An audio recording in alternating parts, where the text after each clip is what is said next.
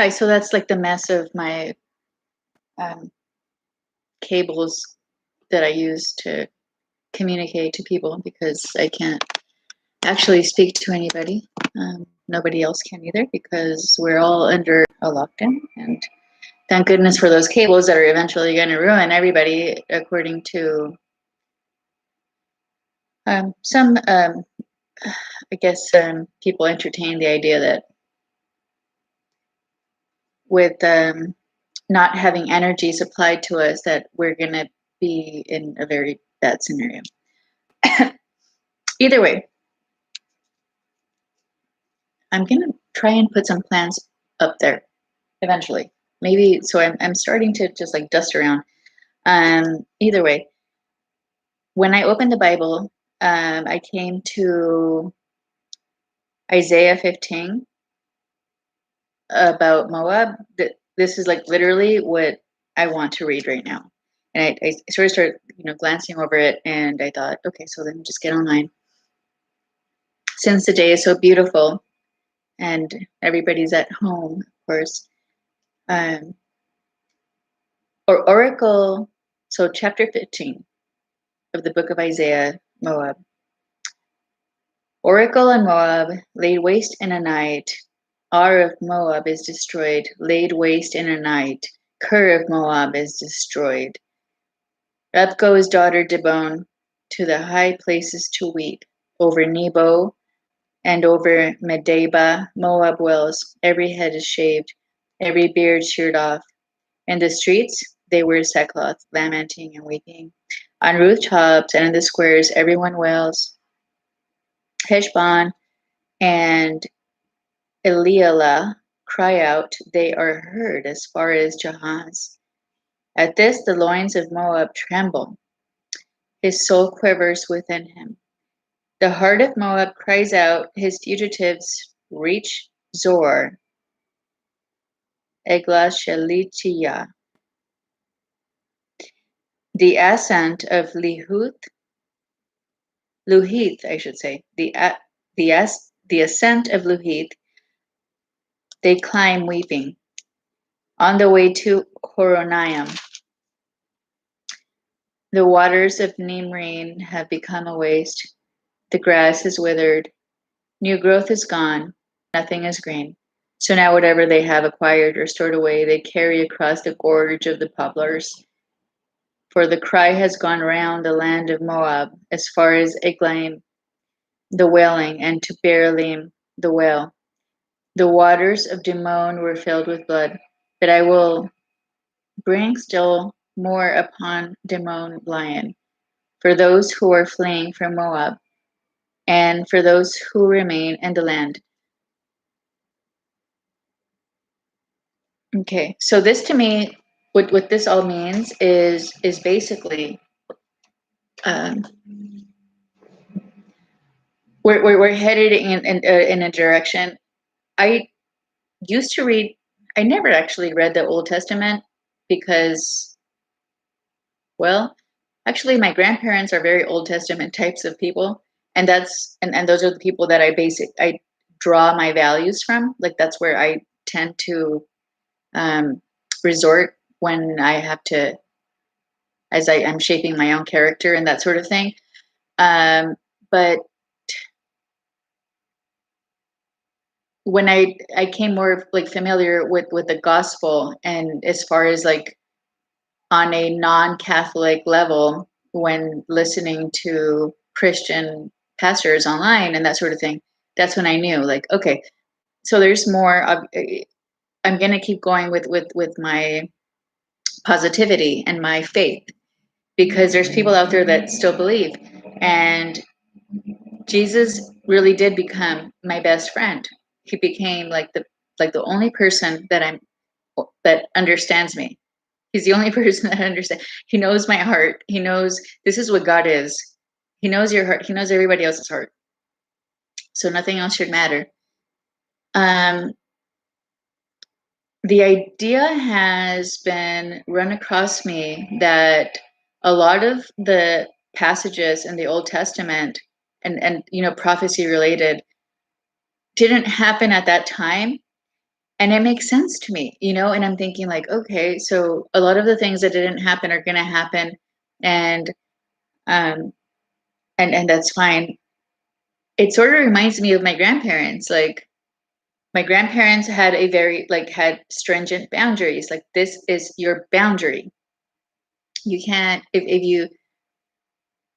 you try to maneuver out of that and manipulate some workaround around this boundary, you're only going to fail. And yes, it's true. So it makes sense to me that people in the Bible were, talking this way and saying these things, and making sure that we all stayed on check. So that doesn't necessarily, I mean, that's not going to be the case for other people, um, even people that um, the minority votes into office. The minority votes into office people that are going to steal and just try and push people around. That's what they are. And I'm humble. I'm a humble person, so I can embarrass myself anytime. Okay. Did I actually go through all of this? It's not okay. I'm not sure if I mentioned this, but I don't know. People's activities and race or whatever. It's more. It just really just it comes down to people are not racist towards one another based on the color of their skin. They're racist. They're discriminating not based on race. They're discriminating based on whether you're a good person or a bad person. If you're a good person and you want to be a goody two shoe, does that sound familiar to some people? Because I know that once you get into the corporate world and the workforce and that sort of thing, and you think you've escaped like all that, pressure and hazing from people, it probably didn't happen. But that's all it is. It's not about that. And yes, these people play games. They want to get away with things on your back, on everybody's back. That's all it is. This is Biden. This is Biden's administration, is get away with anything on other people's backs as much as you can. That's it. That should be his slogan, actually.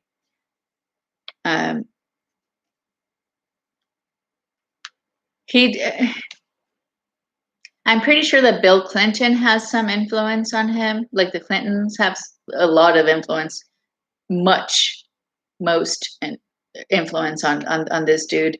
But Biden is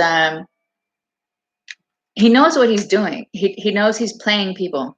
That's all he's doing. He goes on stage to play people.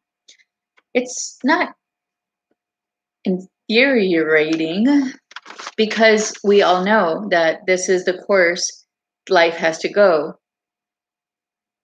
There has to be somebody that goes through, that takes everybody to the road of perdition. And then we're all there. And then people have to like make a decision. Do we all want to join this loser? Or are some of us going to stick up for righteousness? And when I just read this, the Moab thing, it doesn't make any sense to me. It's not written anywhere in our history, and it's going to happen. Well, it does. It sounds like cavemen, like cavemen type of things. Well, that's kind of where things are going. I mean, things could be very beautiful. They could be very simple, but mankind chooses to complicate it, and we have to pay for that in the eyes of God. He did. Why would he have us around? Why would he? I'd ask yourself that question. Why would he have us around? To just like fool one another and make each other miserable? That makes people happy, to see how much you can hurt other people and not have any sort of conscious about it. Um, so either way, I just wanted to make sure that everybody, um, I guess, knew where I stand. And this is where I stand on my own 2 feet, don't need anybody, and I only rely on God. And that's what I'm going to continue to do. And I'm going to continue to look for people out there that are like minded to me, not because I had to convince them to think like me, but because they're also in the presence of God, and they're also God worshippers and that sort of thing. So I fight for me. I fight for me very much. And it's a fight. And there's nothing wrong with saying that. I don't want anybody else to fight for me. I fight for me. Everybody has to fight for themselves. Yes, people need to fight for themselves. There's nothing wrong with that. And the only way that people can fight for themselves properly is if they have all the tools, survival skills, information, and self-esteem, you know, like they like themselves. They want to actually, protect their own being. And I don't want like a Hollywood puppet to tell me whether I'm like to be like a metric as to if I'm good enough or not. No, that's just not so. And I just when this world ends, and it will, and everything is repeated again, I really do hope that everybody has made a better decision about how they want to conduce their life.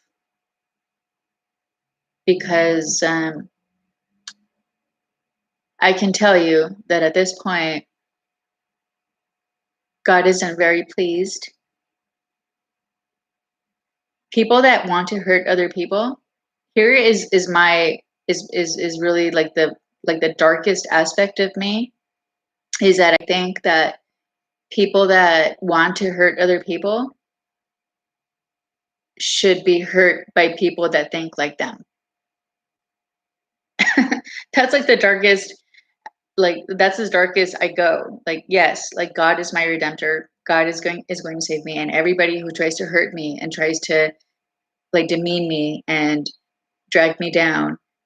Well, since I'm not the person that is trying to even get those people's attention and trying to be a part of their lives, then I hope that whatever they're trying to make me experience on their behalf is something that they have to pay for eventually with their own kind, not with people like me, not with people that are good, innocent, God worshiping people.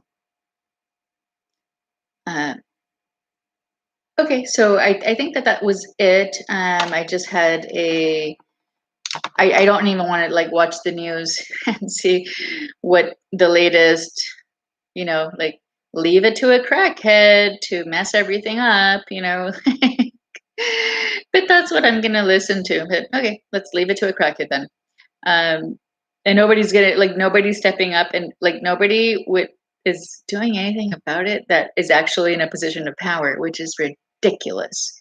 And it's not a call to actually run down Congress. That's what they're doing. Do you know what that is? I don't even know how to articulate this, but sometimes when people try and like play the victim, that's what like they want to like be like, okay, so like analyzing domestic abuse relationships is like super complex, right? So Democrats have this like out.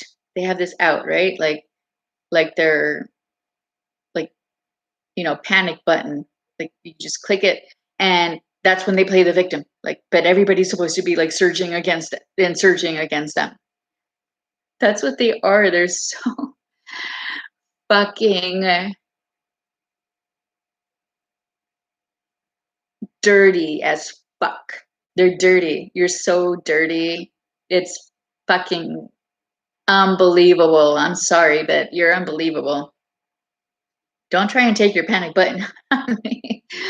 And even if I was if it was like, if you want to look at the reality of it, is I should be afraid of Joe Biden and Nancy Pelosi. Everybody should be shivering in fear of those two and everybody that follows them. Everybody should. Except I don't like to be a victim. I like to I like to be independent, self-sufficient, and make something of myself, all on my own. So that is not is okay. So yeah, exactly. That is a whole other conversation. But I didn't want to get and watching the news so frustrated. Yeah. Oh my God, like what the heck? Okay, but we're all headed there. We're all on the same boat. We're all headed to where nobody can do anything about it. The con man has stepped up to his a position of power and is just gonna do whatever he wants.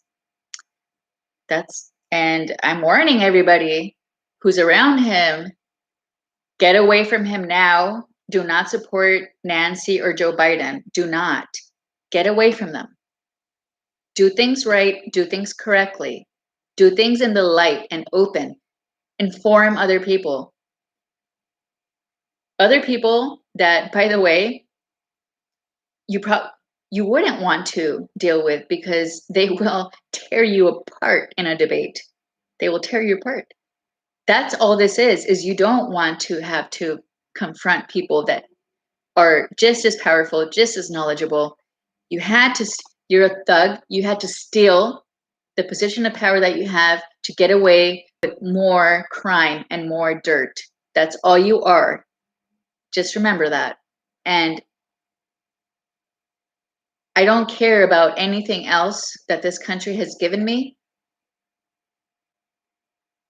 I care more about what the Constitution represents and people that want to continue defending the Constitution so that I can make myself whole and be self-actualized, bring myself into my full potential and grow into myself and be me, the fullest me, all on my own, like a big girl.